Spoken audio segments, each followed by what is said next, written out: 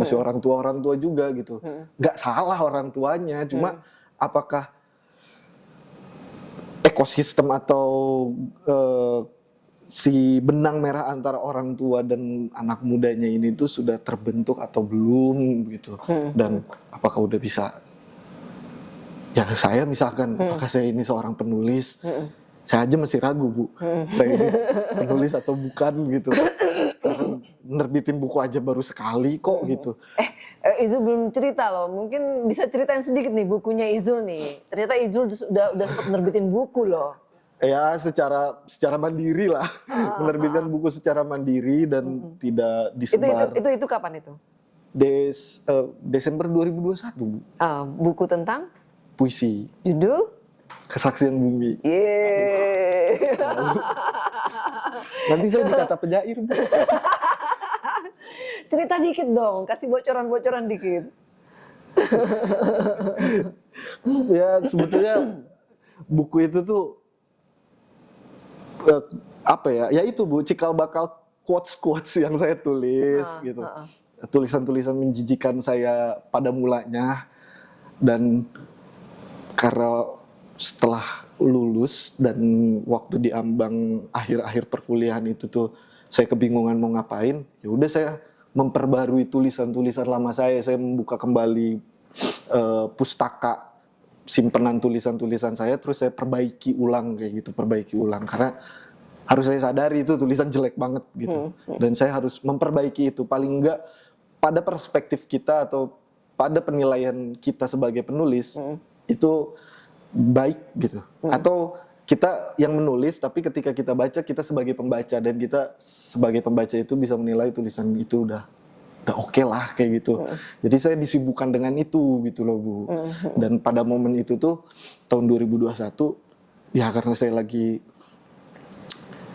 nganggur ya gitu, dan saya merasa mesti melakukan sesuatu. Jadi saya kayaknya perlu menerbitkan buku deh gitu. Dan saya terbitkan secara mandiri. Mandiri itu tuh lewat penerbit Bogor, penerbit publisher gitu. Dan mereka yang bantu menerbitkan, mereka bantu ikut menjual, dan saya juga ikut menjual. Dan itu nggak banyak Bu, cuma berapa ratus pitch gitu. Dan ya udahlah sampai di situ gitu. Saya sampai hari ini masih belum kepikiran buat nerbitin buku lagi, belum kepikiran buat kapan ya saya nerbitin buku, apa harus ya saya nerbitin buku, apakah saya dengan nerbitin buku saya bisa dikatakan sebagai seorang penulis gitu. Toh banyak juga kan Bu penulis yang mungkin nulis gagal terbit di media, tapi dia tetap nulis. Apakah itu menurut Ibu masih bisa disebut sebagai seorang penulis? Harusnya masih ya. Kalau cuman kalau penulis hanya dibatasi dia sampai bisa menerbitkan buku, media untuk menulis itu di era digital ini platformnya sangat banyak, jadi nggak cuma terbatas di fisik berupa buku aja toh. Ya. Betul nggak? Jadi ya menurut saya ya harusnya ya bisa ya Bu ya. Cuma ya pada akhirnya kita juga mesti memunculkan orang-orang yang memang interest terhadap dunia menulis gitu, apalagi ya mahasiswa sastra yang emang anak-anak yang pingin menulis, yang bela-belain ikut kelas menulis atau bela-belain kuliah di sastra gitu untuk menjadi seorang penulis, ya masa terputus sebatas di situ aja gitu. Dan ya saya kira itu mesti jadi PR bersama, nggak cuma buat kita atau kolonial aja gitu loh Bu. Ya kan menurut saya ketika kita mencoba mau jadi penulis gitu, harus ada tingkat kepercayaan diri yang tinggi yang ngebikin kita bahwa penulis adalah sebuah profesi. Ya di luar menulis itu menghasilkan atau enggak ya gitu, tapi kepercayaan diri bahwa profesi kita adalah menulis gitu, dan menulis itu tuh bisa penulis itu tuh bisa dihargai gitu, dalam artian dihargai itu tuh ya orang bisa melihat bahwa profesi menulis itu tuh bukan profesi yang tidak ada masa depannya ya. Mungkin kalaupun faktanya hampir cuma menurut saya ya ada masa depannya gitu. Ya kita mesti memperjelas itu gitu loh Bu. Ya kan visi kita di Kolonian untuk ngebangun jaringan yang dimaksud tuh itu gitu, untuk ngebangun bahwa kita bisa loh untuk menjadi penulis, kita bisa loh hidup dari dunia sastra, kita bisa loh bahwa sastra ini tuh bisa kemana-mana gitu, dan ya harus kita akui sastra itu adalah bagian dari dunia kreatif itu, dan ya kita mesti membuat jalannya sendiri kali ya Bu ya. Ya jujur ya, saya akhirnya beranikan diri menulis yang sekarang lagi saya susun itu. Istilahnya itu karena Izul waktu saya tunjukin tulisan saya bisa menghargai tulisan saya loh. Maksudnya gini, kayak tadi Izul bilang. Jujur waktu saya kalau udah mulai nunjukin tulisan saya pasti ke orang-orang terdekat memang gitu kan, yang nggak deket-deket banget sih gitu ya kan, istilahnya kalau deket-deket banget kan kadang-kadang kita nanti malah ragu dia beneran ngasih feedbacknya jujur atau sekedar lip service aja gitu ya kan istilahnya. Baru begitu saya ketemu Izul gitu ya kan istilahnya kan, yang saya jadi merasa agak percaya diri, iya ya. Saya tahu sih tulisan saya bagus, tapi saya belum dan rata-rata orang terdekat yang ini, tapi itu belum cukup gitu loh. Ada 1-2 orang yang bilang bagus tuh kayak masih belum bisa menghilangkan ketidakpercayaan diri saya, keraguan-raguan saya gitu ya kan. Saya ingat Izul yang pertama kali akhirnya Bu, coba bikin tulisan, bikin yang buku yang berikutnya ini bikin tulisan ibu aja gitu ya kan. Di situ saya kayak saya akhirnya iya ya kenapa enggak gitu ya kan, sekian lama cuman saya simpan aja gitu ya kan istilahnya untuk kalangan terbatas gitu ya kan, baru ini saya mulai beranikan diri gitu ya kan istilahnya kan. Nah kalau begitu kan ternyata ibu ini lagi mau nerbitin buku teman-teman. Jadi mau nyusun buku dan kebetulan saya editornya gitu. Jadi teman-teman kalau ada yang mau nerbitin buku bisa ke saya juga. Bisa ke saya gitu. Ya ini mas sekalian promosi ya. Bisa ke saya gitu. Atau ke Bu Sherly. Bu Sherly ini lagi nyusun buku. Bukunya itu tentang kuda. Saya nggak ngerti kuda. Tapi insya Allah saya bisa ngeditin gitu. Mau buku tentang apapun. Jadi calling. Ya kan itu tadi kan kita berharapnya Kolonian ini kan nanti jadi wadah untuk penulis ini bisa maksimal barangkali ya dengan karir kepenulisannya. Atau bisa gitu sadar ya kan? sama potensinya kali ya. Iya. Gitu. Kita bisa ngebantu buat ngegali potensi gitu. Ya, seperti saya lah Zul gitu ya potensi. kan. Saya istilahnya yang mungkin ada potensi itu tapi kan nggak berani untuk menggali karena nggak percaya diri tadi gitu ya kan. Dengan saya akhirnya yuk kita bareng nih bikin ini, terus kita sama-sama buat Kolonian, kita coba hidupkan, besarkan gitu ya kan istilahnya kan. Ya itu kan akhirnya jadi kenapa sih nggak kita coba ini jadi tempat untuk supaya penulis bisa maksimal gitu ya kan dengan profesi menulisnya tadi gitu kan ya istilahnya kan. Tapi ngomong-ngomong, tadi kita udah ngomongin fotografi, ngomongin kepenulisan. Sebetulnya ibu tuh siapa sih? Saya siapa ya? Ibu latar belakangnya tuh apa sih gitu?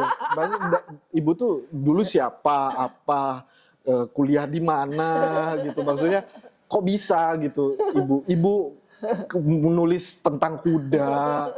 Jadi kok kayak terlalu banyak hal aja gitu yang ibu jalani, tapi sebetulnya ibu tuh apa gitu? Mungkin bisa di-share-kan teman-teman kolonianis yang ingin tahu ibu tuh siapa gitu. Ya memang sih saya akuin sih, saya terlalu banyak. Kalau anak-anak saya suka bilang, mereka panggil saya Bunda. Bunda tuh kebanyakan passion katanya gitu ya kan. Kurangin sedikit gitu ya kan. Jadi memang itu agak bikin saya juga agak mikir sebentar gitu ya. Oh iya ya, saya saya harus mulai dari mana dulu ya. Kalau dari latar belakang ilmu saya beda gitu ya kan. Emang latar belakang ilmu ibu apa Bu? Jadi saya S1 di perminyakan. Perminyakan? Teknik perminyakan. Waktu itu masih satu fakultas dengan teknologi mineral. Jadi FTM, Fakultas Teknologi Mineral, jurusannya teknik perminyakan.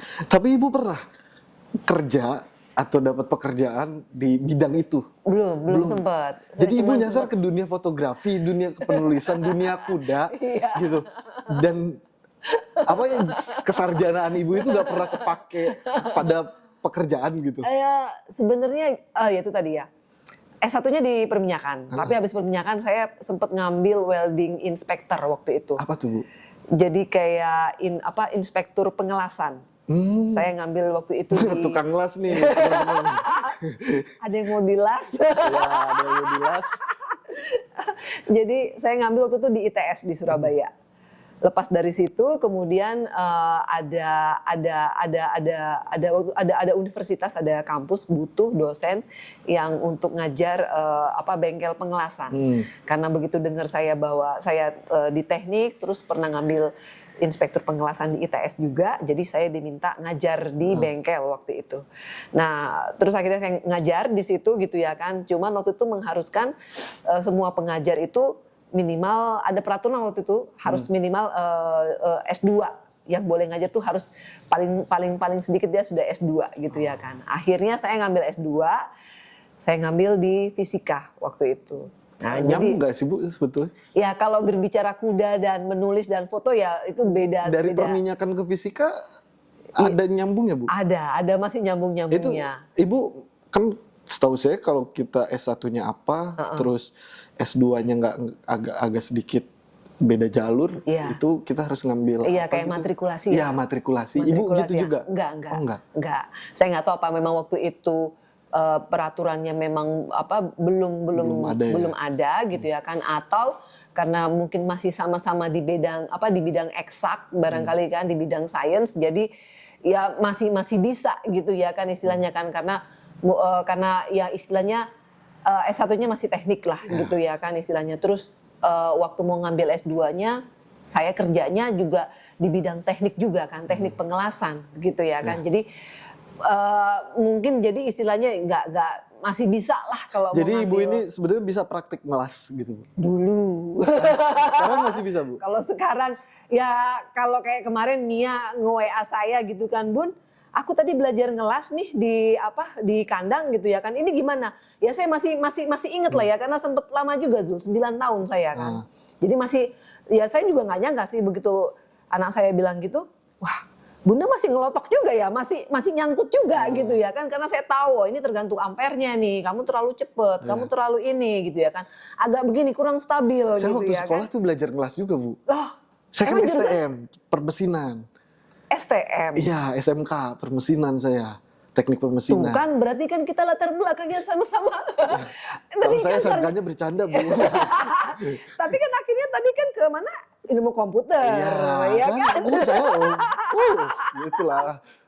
Jadi sebenarnya kita hampir ada benang merahnya. Iya, saya ngelas, Bu, waktu SMK tuh. Saya ngelas juga. Saya lupa lah soal namanya itu ampere atau enggak. Yang saya ingat tuh waktu kelas pengelasan di bengkel itu, si urat lasnya tuh harus rapi. Iya, harus. Gak boleh menclang-menclong. Gak boleh menclang-menclong. Makanya saya bilang harus stabil. Itu gitu susah ya. banget, bukan apalagi nempelin si ininya, terus nempelin ke objek lasnya itu kan betul, kadang nempel. Betul. Angkat topi buat tukang-tukang las itu susah dan kita mesti konsentrasi ngeliatin objek dengan ya walaupun dibantu dengan kacamata las cuma ya tetap kita ngelihat cahaya yang nyorot kayak gitu itu tuh wah itu tuh nggak gampang banget gitu. Emang itu sih. memang susah banget. Iya emang. Jadi menurut saya keren aja gitu. Dan ternyata ya Bu, biasanya kan orang-orang kayak saya, kayak Reza yang Reza siapa sih Zul? ada Bu, itu kameramen kita. Oh gitu. Oh bukan apa orang yang nggak penting juga di kolonian. Ya nggak tahu sih. Apa orang apa di kolonian? Orang-orangan di kolonian. Jadi saya tuh kayak Reza gitu, kayak teman-teman saya mungkin ya yang masih merasa temenan sama saya aja ya gitu. Kayak teman-teman saya yang apa biasanya kita itu yang akan nyasar dari jurusan gitu. Kita jurusannya apa, lulusnya apa, kerjanya apa gitu. Dan itu terjadi juga sama Ibu. Oh terjadi banget. Bahkan gini ya, waktu saya ngajar aja Zul gitu ya kan. Saya ketemu teman-teman saya yang alumni waktu saya masih S1 gitu. Hah? Sherly ngajar gitu ya kan. Mereka nggak masuk dalam pikiran mereka tuh profil saya gitu ya kan bisa ngajar pengelasan pula gitu ya kan istilahnya kan ya. Lu bisa ngajar saya gitu ya. Ya bisa lah tapi bilang gitu kan. Jadi apa ya, mereka sendiri menganggap saya kayak tersesat sebenarnya gitu ya kan. Apalagi mungkin ya kalau mungkin katakanlah mungkin saya ketemu sama mungkin mahasiswa saya dulu barangkali kan, terus lihat saya sekarang gitu ya kan, mungkin dia akan merasa bahwa saya juga sedang tersesat saat ini gitu ya kan, loh kan dia dulu ngajarin saya pengelasan, kenapa dia sekarang jadi fotografer ngurusin kuda gitu ya kan, yang sama sekali nggak ada sangkut pautnya, nyenggol aja enggak gitu ya kan istilahnya kan. Itu tuh sebabnya apa sih Bu kira-kira? Kenapa? Berarti kan dulu kan saya sempat beranggapan bahwa salah jurusan tuh lebih sering terjadi pada anak-anak sekarang gitu. Iya. Ya, saya nggak pernah tahu atau nyangka anak-anak dulu gitu, ya seangkatan sama ibu tuh mengalami hal yang sama juga. Apakah memang dulu penyebaran informasinya tidak semasif sekarang gitu, yang akhirnya sekarang tuh bisa jadi isu yang cukup seksi gitu Bu, yang enak buat dibicarain gitu. Apakah dulu memang karena informasinya terbatas di situ-situ Iya, aja? kalau saya bilang zaman dulu itu paling nggak pas zaman saya ya, itu kan kalau orang tua sudah bilang A atau B atau C gitu ya kan, itu sudah kita nggak hampir kita nggak bisa nolak gitu ya kan istilahnya. Kita cuman pengen membahagiakan orang tua gitu ya kan, apa mengikuti apa yang mungkin jadi impiannya gitu ya kan untuk anak-anaknya gitu ya kan. Ya saya jujur sih dulu sebenarnya saya nggak ada kepengenan. Jadi yang bikin saya dulu masuk teknik itu karena saya ngelihat dulu papa saya gitu ya kan, karena sering pergi-pergi kan dia tugasnya banyak di lapangan. Jadi pergi ke sana, pergi ke sini. Jadi saya enak banget ya kerja sambil jalan-jalan. Berarti gitu ibu ya kan. tuh terhitung jadi orang yang tidak umum ya, masuk ke jurusan yang cukup seksis kali. Seksis gak sih Bu? Gitu. Di perminyakan ya? Di perminyakan atau di ya setahu saya sih dulu teknik. sempet agak memang ini sih, agak ya hampir semua teman saya laki-laki semua sih gitu. Kayaknya ya nggak usah kan? diterusin deh Bu. Ya? Anak-anak teknik galak. Anak teknik galak. Iya. Zul, tukang berantem Zul. Tuh, sampai sekarang Bu. Iya, sampai sekarang. Jangan diterusin. Ntar kita digeruduk Bu. Digerunduk. Makanya saya sih pikir udahlah, saya daripada kayak gitu saya ngurusin kuda aja gitu ya kan. Nah ini mau denger cerita nggak kenapa saya ngurusin kuda? Ya kenapa Bu? Ya itu karena kayak singkat aja deh Bu. Iya betul-betul karena anak-anak dulu anak-anak pengen serius di dunia itu, terus saya pikir oke, sambil saya seriusin prestasi mereka, saya terjun sekalian ke situ gitu ya kan.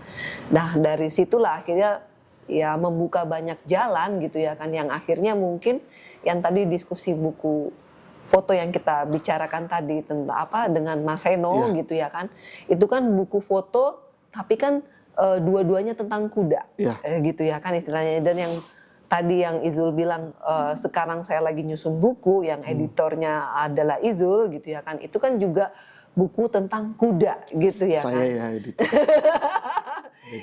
jadi Jadi ini buku 1, 2, 3 ini kayak semacam mungkin apa nih ya, trilogi ya Pak? Ya. Trilogi berarti ya? Trilogi Bu. Trilogi gitu ya kan? Jadi buku pertamanya tentang kuda, buku keduanya tentang kuda, buku ketiganya juga tentang kuda, cuman 1, 2 ini dari pendekatan fotografi, ada tulisannya dikit ya Zul ya. Terus yang di buku ketiganya bener-bener hanya full aja cerita gitu ya kan? Ya, jadi teman-teman,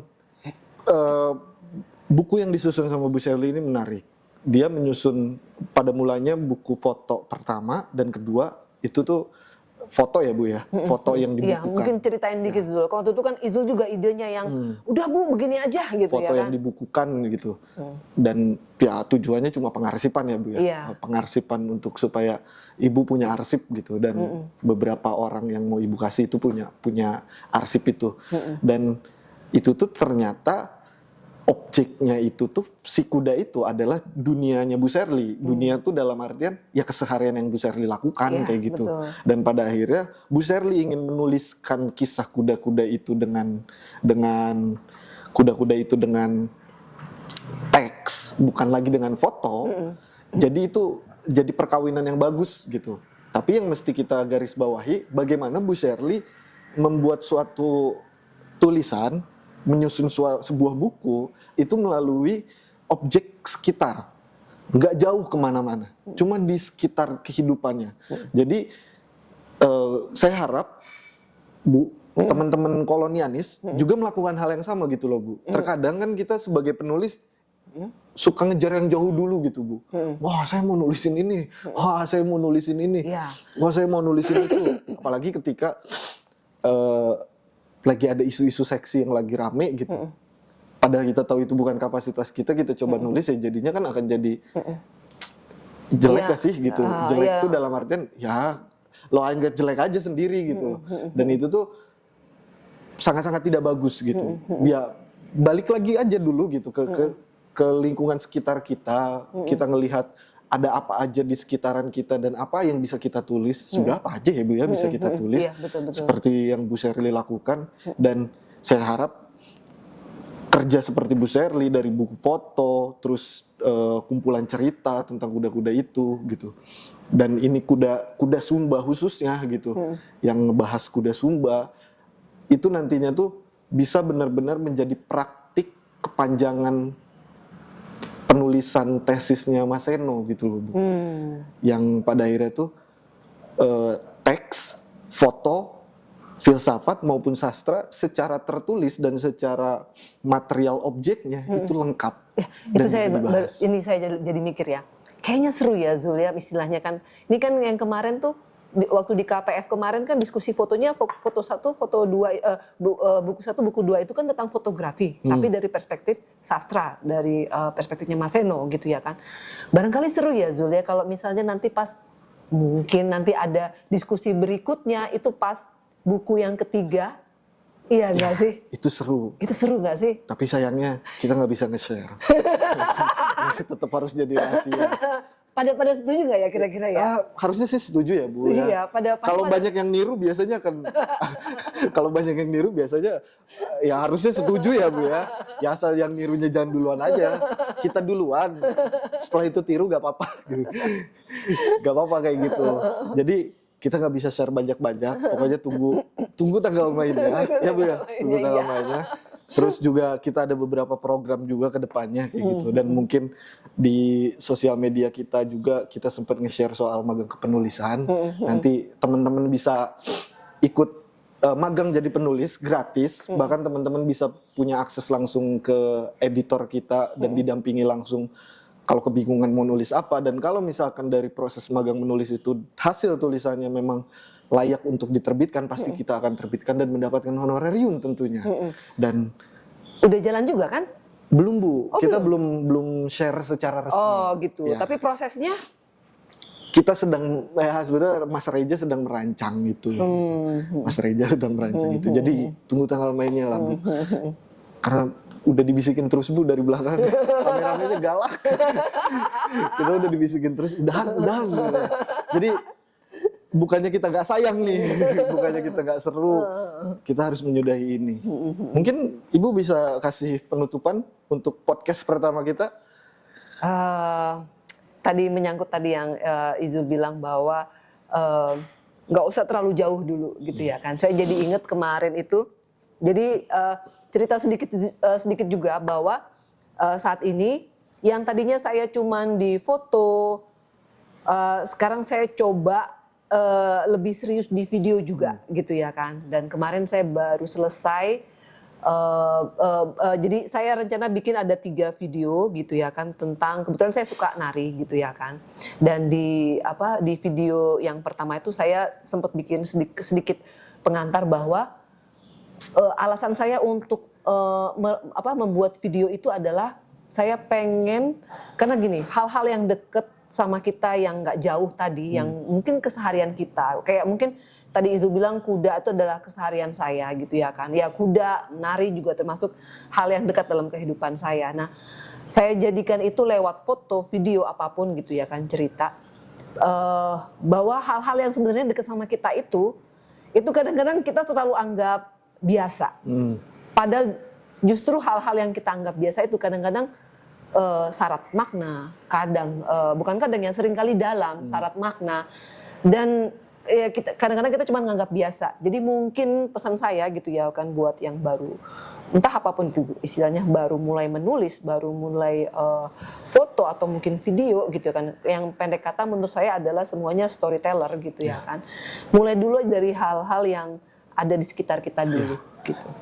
Pokoknya dari hal yang paling dekat, pacar, keluarga, jangan lupakan itu. Jadi teman-teman, kalau jomblo gimana? Cari pacar dulu, biar ada yang dekat. Kita terpaksa harus sudahi ini, Bu. Okay. Jadi sampai jumpa di podcast kolonial berikutnya. See you next time. Dadah.